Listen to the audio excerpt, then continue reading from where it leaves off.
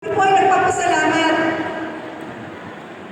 mula sa ating OWA Administrator at buong empleyado ng OWA na kung saan pinaghandaan ang araw na ito ng bongga, kita niyo naman, bilang paggunita sa selebrasyon ng Pasko para sa ating mga OFW families. Actually, ang OFW families is being celebrated by all regions and overseas posts in other countries. Makikita ninyo sa